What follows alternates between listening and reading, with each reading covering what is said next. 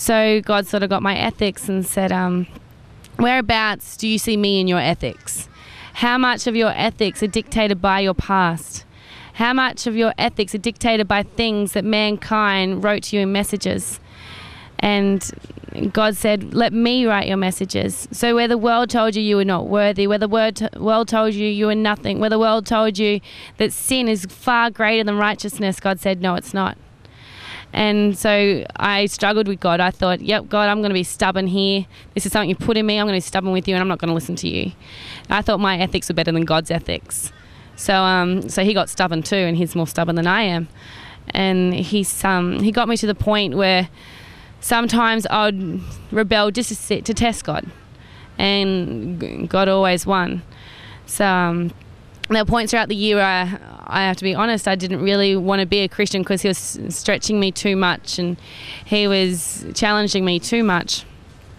So God sort of said to me, with these challenges, I've given you the strength. As Philippians 4:13 says, I can do all things through Christ who strengthens me.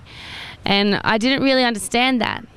And then God sort of said, just let me be your strength. Let me show you my strength. Give me this faith. And faith is being sure of things that are unseen to us. And so I let God have my faith, and God showed me that he could be my strength, and he could be my ethics, and he can be my tomorrow just as he was my yesterday.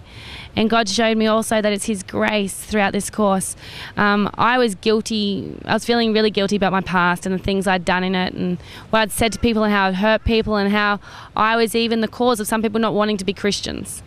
And God said, I forgave you of it. Did you forgive yourself? Because you're holding on to this past. You're holding on to this pain. But did you forgive yourself?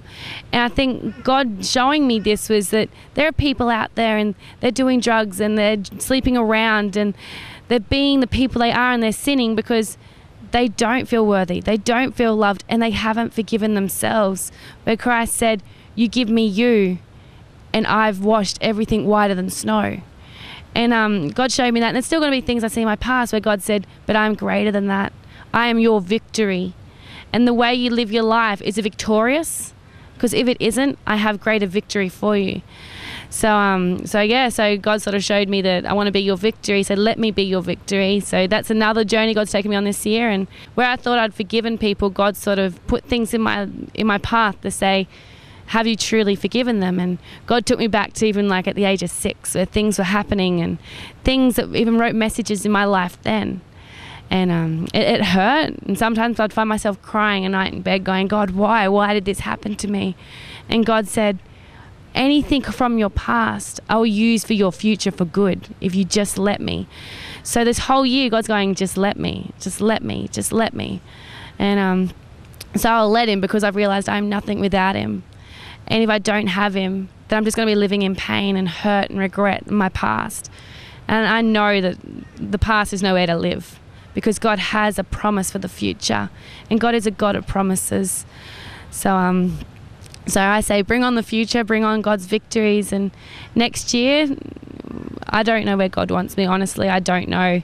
But I do know that God's used this course to refresh me and to open me up for his victory. So if you hear from me 2011, it may be doing youth work, it may not be, but it will be doing something that God wants me to do, and that's all I can say.